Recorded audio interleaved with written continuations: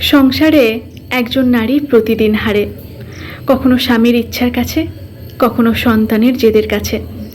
একজন নারী যখন সব কিছু জেনে বুঝে চুপ করে নিজের হার মেনে নেয়, তার মানে এটা নয়, একদমই নয় তার জেতার ক্ষমতা নেই।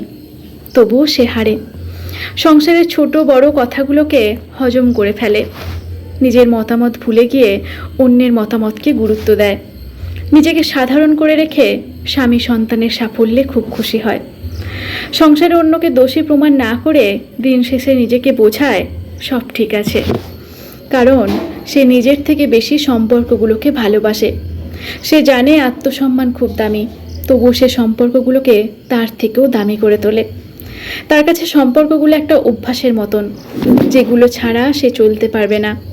সে নিজের অজান্তেই ঘরের চার দেয়ালের সীমানাটাকে ভীষণ ভালোবেসে ফেলে। এ মায়া বোঝার ক্ষমতা একজন ছাড়া অন্য কারোর কাছে নেই। তাই নারী প্রতিদিন নিজের কাছে হেরে জিতিয়ে দেয় সম্পর্কগুলোকে। নারী দুর্বল নয়, এটা তার সংসারের প্রতি ভালোবাসা।